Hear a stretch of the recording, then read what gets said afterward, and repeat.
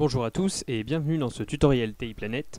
Aujourd'hui nous allons voir quelque chose de très simple, la communication entre la calculatrice et l'ordinateur. Ce tutoriel s'appliquera à toutes les calculatrices TI, les exceptions étant seulement la TI 82 grise, la vieille, le vieux modèle, et la TI Nspire, qui nécessite un autre logiciel que nous verrons dans un prochain tutoriel ultérieurement.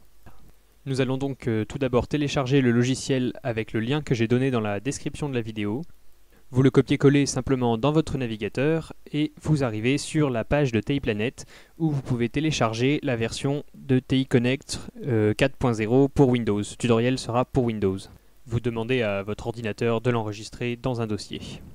Donc bien sûr, selon votre navigateur, vous n'aurez pas forcément cette apparence, vous pouvez avoir une fenêtre pop-up ou voilà.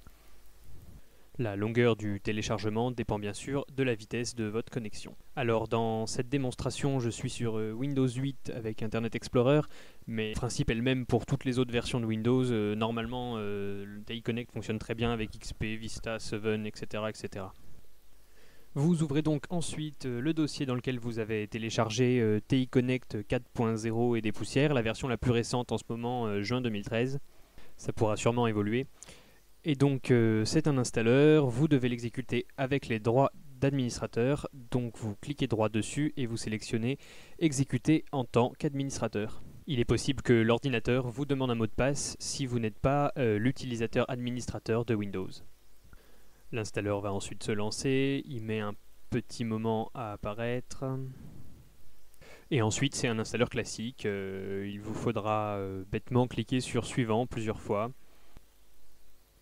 Le contrat d'utilisateur entre TI et vous, si vous êtes motivé, vous pouvez le lire, sinon vous cliquez simplement sur j'accepte et ensuite sur suivant.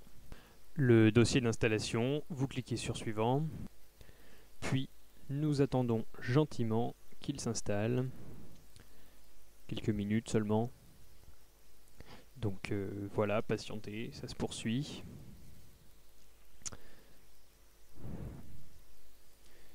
Voilà, l'installation est terminée, vous cliquez sur terminer. Et maintenant, nous allons enfin pouvoir brancher la calculatrice à l'ordinateur. Il est déconseillé de le faire avant à cause de la recherche de pilotes de périphériques Windows qui installent de mauvais drivers. Les câbles que nous pourrons utiliser avec TI Connect, donc ici le câble TI Graphlink USB à droite, aussi appelé Silverlink, et à gauche le câble USB standard pour les calculatrices qui ont une prise USB comme la TI 84, la TI 89 et certaines 83plus.fr récentes. Dans ce tutoriel, j'utiliserai une TI 82 stats.fr, mais je le rappelle, TI Connect est compatible avec toutes les calculatrices graphiques TI sauf la TI 82, 85 et TI Nspire. La seule TI Nspire compatible TI Connect est la TI Nspire avec clavier 84 Plus Silver Edition qui se comporte comme une 84 Plus Silver Edition. Donc vérifiez bien que les prises sont connectées. Les ports USB, s'il y en a un qui ne fonctionne pas, vous pouvez essayer de changer de port USB. Des fois ça suffit à régler pas mal de problèmes de détection. Vérifiez également que la prise sur la calculatrice est bien enfoncée. Il y a parfois des faux contacts. Vous pouvez essayer de le tourner un peu, de le maintenir enfoncé en tournant d'un quart de tour. Des fois ça suffit à ce que le contact se fasse. Donc dans cette démonstration, je vais envoyer un programme demo.83p. Vous notez l'extension .83p qui est l'extension pour une TI 82 Stats FR. Elles sont détectées par le logiciel comme des TI 83. Si ça vous arrive, ne vous inquiétez pas, c'est tout à fait normal. Il me faut donc ouvrir le logiciel TI Connect et dans TI Connect, la partie TI Device Explorer qui est le module qui va vous permettre d'explorer le contenu des fichiers présents sur votre calculatrice. Donc là, le logiciel cherche à détecter ma calculatrice branchée et quand ça se passe bien, il la détecte et vous n'avez qu'à cliquer sur sélectionner pour qu'il vous affiche l'arborescence de tous les fichiers présents sur la calculatrice. Ici, ma calculatrice était vide pendant cette démonstration, donc la liste est très courte, mais il est probable que sur votre calculatrice à vous, il y ait beaucoup plus de fichiers. Donc vous pouvez explorer l'arborescence et voir tout ce qui est dessus, tout ce qu'elle contient. Et donc ensuite, pour mon transfert, je vais prendre mon programme dans son dossier et je vais simplement le faire glisser dans la fenêtre de TI Device Explorer. C'est un glisser-déplacer tout bête. Le programme va avoir un petit lag, ça arrive, c'est souvent, et le transfert va s'effectuer. Alors là, ça a été très rapide, mais il arrive que ça soit beaucoup plus long. On a souvent une barre de progression. Et donc après le transfert, le logiciel se réactualise pour rafraîchir la liste des fichiers. Vous pouvez ensuite voir apparaître dans l'arborescence, dans la catégorie programme, votre fichier démo. Donc le transfert a réussi. Ensuite, nous allons un peu parler des calculatrices un peu plus évoluées que la 82 Stats. Il y a une subtilité puisqu'il y a en fait deux types de mémoire.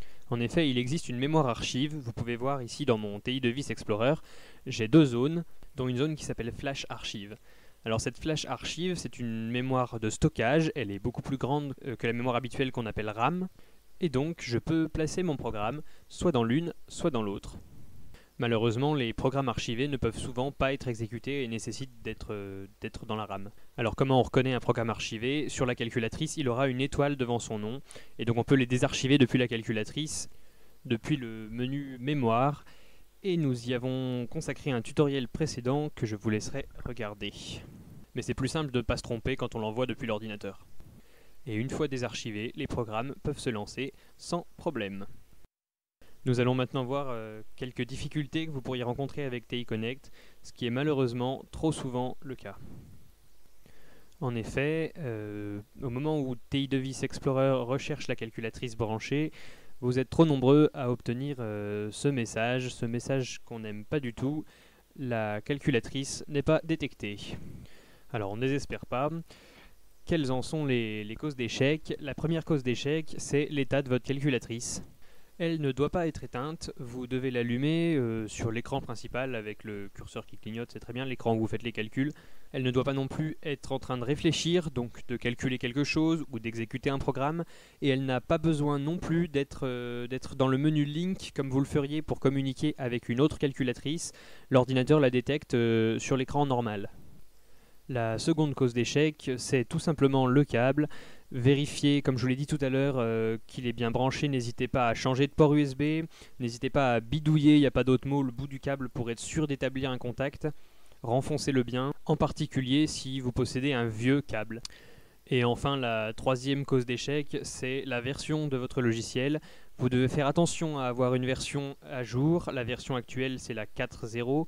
Car je sais que les ordinateurs récents, notamment ceux à architecture 64 bits, ne sont plus compatibles avec les versions 1.5 ou 1.6 de TI Connect que vous êtes encore nombreux à utiliser parce qu'elles sont fournies sur les CD TI Connect vendus avec les calculatrices ou distribuées sur Internet. Voilà, faites toujours bien attention d'avoir une version à jour. Pour les personnes qui souhaitent conserver TI Connect 1.5 grâce à l'éditeur de programme qui est intégré, eh bien, je vous conseille d'utiliser un Windows XP ou Vista 32 bits. Une fois que vous êtes certain d'avoir bien connecté la calculatrice dans les règles de l'art, vous pouvez donc cliquer sur Actualiser pour relancer la recherche et j'espère pour vous que cette fois-ci, la calculatrice sera détectée. Si toutefois elle ne l'était pas, eh bien, nous serions ravis de vous aider sur les forums TI Planet. N'hésitez pas à vous inscrire et à poster un message.